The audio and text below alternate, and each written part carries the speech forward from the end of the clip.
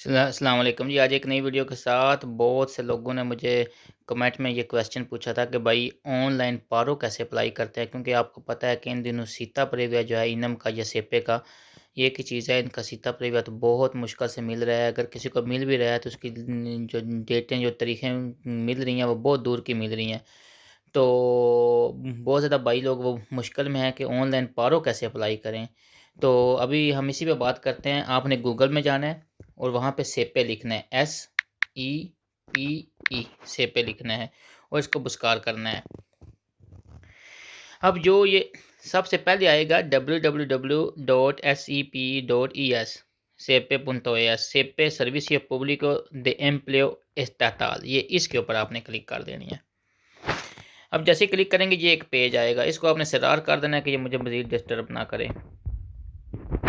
उसके बाद ये पेज आएगा, ये देख लें इसमें मुख्तलिफ प्रेस्टासियोnes हैं। आपने क्या करना है, जो सबसे ऊपर है ये लेफ्ट साइड पर लिखी हुई है pre सोलिसिtud trámites prestaciones sin firma electrónica, ये बिल्कुल जो है ना ये पहले नंबर पे अभी जो है ना ऊपर देखेंगे तो लेफ्ट साइड पे लिखी हुई है pre सोलिसिtud trámites de prestaciones sin firma electrónica, आपने इसके ऊपर क्लिक करनी है। अब यहाँ पे ये पेज ओपन होगा। अब आपने जाना है ये जो है formulario है, formulario para realizar una प्री-सोलिसिtud de prestaciones individual, आपने यहाँ पे जो देखे ना दरमियान में ना ये ब्लू कलर का फॉर्मूलारियो लिखा हुआ है, आपने इसके ऊपर क्लिक करनी है। ये जैसे ही आप क्लिक करेंगे आपके सामने ये आ जाएगा। अब आपने क्या करना है, यहाँ पे आके अपना नीफ नंबर लिखना है, जो भी आपका नीफ नंबर होगा। उसके बाद यहाँ पे ये नीचे ऑप्शन दिए हुई हैं प्री सोलिसिtud de prestaciones individual बाह, आपने पहले के ऊपर क्लिक करना है प्री सोलिसिtud और यहाँ से empezar trámite शुरू कर देना है। उसके बाद ये नया पेज खुलेगा। यहाँ पे ये आपसे ये पहली चीज़ पूछ रहा है कि आप solo enviar este solicitud si ha finalizado su contrato o le han despedido, no lo hagas si estás usted inerte। ये कह रहा है कि ये उसी सूरत में आप सोलिसिtud जमा कराइएगा अगर आपका कॉन्ट्रैक्ट तो ख़त्म हो गया या आपको निकाम से निकाला है। अगर आप एरते पे हैं और पैसे ले रहे हैं, अगर आपके एम्प्रेसा एरते पे पैसे ले रहा है तो फिर आप किसी सूरत में भी ये जमा ना कराइएगा। दूसरी चीज़ है no वालिdo para solicitar subsidio empleador hogar, जो ये एम्प्लॉयर्स de hogar हैं उनके लिए जो नहीं है ये वो नहीं कर सकते। तीसरी चीज़ है no enviar si ha solicitado o cita previa, अगर आपने किसी जगह पे सीता लिया हुआ है फिर भी आप ना जमा। अब उसके पास ऑप्शन आएगी सुब त्रामिते, इसमें क्या करना है उसके ऊपर आप क्लिक करेंगे तो ये विंडो खुलेगी। इस पे प्रेस्टासियोन कॉन्ट्रीब्यूटिव है, सब्सिट्रो ओतरा युदा है। जो ओतरा युदा अगर आपने वो 426 वाली युदा लगानी है तो वो होती है, लेकिन आपने इसके में जो पहले नंबर पे लिखा हुआ है प्रेस्टासियोन कॉन्ट्रीब्यूटिवा, आपने उसके ऊपर क्लिक करनी है। उसके बाद आपने देखें ये प्रेस्टासियोन कॉन्ट्रीब्यूटिवा आ गया है ना, आपने उसके बाद आपने नंबरे की जगह अपना नाम लिखना है। उसके बाद प्रीमियर अपेजिडो है, आपने उसके बाद अपना पहला नाम लिखना है और उसके बाद सेगुंडो अपेजिडो है, वो ज़रूरी हो तो लिख दे, ना हो तो ना लिखे ना, अगर हम लोगों का नॉर्मली नहीं होता है। फिर एक कदूसीदात देनी है, जिस दिन आपका जो तरह रेसिडेंस आपका जो रेजिडेंस कार्ड है जो उसकी डेट ख़त्म होने वाली है, आपने पहले डेट लिखनी है, फिर महीना लिखना है और फिर उसके बाद उसका साल लिखना है। उसके बाद देखें ऊपर लिखा हुआ है नोम्ब्रे देल पादरे, आपने अपने बाप का नाम लिखना है। फिर नोम्ब्रे देल मादरे, आपने अपनी माँ का नाम लिखना है।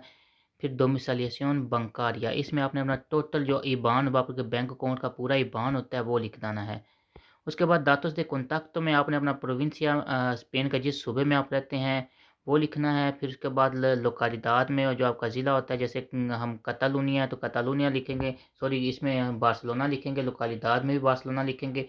कोडिगो पोस्टाल में आप अपना पोस्टल कोड लिखेंगे, टेलीफोनों में आप अपना मोबाइल नंबर लिखेंगे और कोडियो इलेक्ट्रॉनिक में हम अपनी ईमेल लिख देंगे। उसके बाद नीचे लिखा हुआ है दातोस देल कोनयुगे, इसमें आपने अपनी बीवी का नाम लिखना है और उसकी अपजीदो लिखनी है पहले खाने में, और दूसरे खाने में आपने लिखना है उसका नीफ नंबर जो होगा, अगर वो स्पेन में है तो, अगर वो नहीं है तो वो ज़रूरी नहीं लिखना, लेकिन अगर वो इधर आपके साथ रह रही है तो उसका नीफ नंबर उसका नाम आपने कंप्लीट लिखना है यहाँ पे। अब इसके नीचे लिखा होगा अनयदीद इखो, अगर तो आपका कोई बच्चा यहाँ पे है तो आपने अनयदीर करना है, अनयदीर करेंगे तो ये बिनतहा जो ये विंडो खुल जाएगी। अगर आपका बच्चा नहीं है तो ये नहीं खुलेगी, वैसे ही रहेगा। लेकिन अगर आपका 1 या 2 बच्चे हैं तो आप उन्हें उनके दाtos यहाँ पर लिखने हैं, nombre y apellido, पहले बच्चे का नाम और उसकी apellido लिखनी है, फिर DNI में उसका NIF नंबर लिखना है और fecha de nacimiento में उसकी आपने डेट ऑफ बर्थ लिखनी है। अब अगर आपके 2 हिस्सों हैं तो नीचे जो अनादिर नुएवो हिस्सो लिखा हुआ है आपने वहाँ पे क्लिक कर देना है, ताकि दूसरा फिर तीसरा जितने आपके बच्चे होंगे इसी तरह, अगर नहीं है तो फिर इसके ऑप्शन के ऊपर आपने क्लिक नहीं करनी, इसी तरह इसको छोड़ देना है, ये नई विंडो ओपन ही नहीं होगी। उसके बाद नीचे लिखा हुआ है ऑब्जर्वाशंस मैक्सिमम 200 से 250 करैक्टर्स, यानी कि यहाँ पे आपने अपनी ऑब्जर्वेशन लिखनी है। लेकिन नॉर्मल तौर पे मैंने यही लिखा है quiero que me llamen por móvil, यानी कि अगर अगर आप अपनी ईमेल बाकायदगी से चेक नहीं करते हैं तो आप लिखते हैं कि यहाँ पे कि मुझे मोबाइल फ़ोन पे फ़ोन करें, यानी कि अगर उनको कोई मज़ीद कोई डॉक्यूमेंट चाहिए होगा तो वो आपको फ़ोन पे कॉल करें, ईमेल पे चाहे कॉल ना करें, या अगर आपने दोनों पे करना है तो दोनों का लिख दें, या जो आपकी मर्ज़ी है वो भी लिख सकते हैं। उसके बाद आप नीचे आएँगे तो ये introduzca los caracteres de verificación de seguridad, ये जो आपने नंबर लिखा हुआ है इसमें भी देखें TLL4Q546 ये आपने लिखना है। इधर या आपको कोई भी नंबर जो आएगा इसमें वो आपने लिख लेना है और नीचे जो लिखा हुआ है एनवीआर सोलिसिट्यूड आपने इसके ऊपर क्लिक कर देनी है। अब जैसे ही आप एनवीआर सोलिसिट्यूड के ऊपर क्लिक करेंगे तो उसके बाद नई विंडो खुलेगी, उसके बाद इस तरह की विंडो खुल जाएगी। अब यहाँ पे लिखा हुआ है सोलिसिट्यूड generada correctamente número de solicitud, इसके ऊपर आगे आपका नंबर लिखा होगा, आपने वो नंबर नोट कर लेना है और नीचे लिखा हुआ है डिस्कारगार यानी कि डाउनलोड कर लें, तो आपने उसके ऊपर क्लिक कर दें। जैसे ही आप डिस्कारगार के ऊपर क्लिक करेंगे तो ये पूरा नया पेज खुल जाएगा।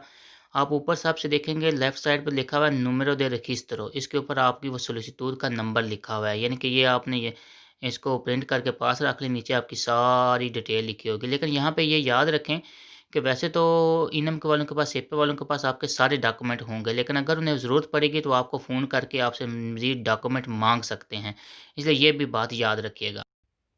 अगर आपको मेरी वीडियो अच्छी लगी हो तो प्लीज़ लाइक कीजिएगा, कमेंट कीजिएगा और सब्सक्राइब कीजिएगा, ताकि मेरी भी हौसला अफ़ज़ाई हो और मैं इंशाल्लाह आपके लिए ये वीडियो इस तरह की बनाता रहूँ। थैंक यू, अल्लाह हाफ़िज़।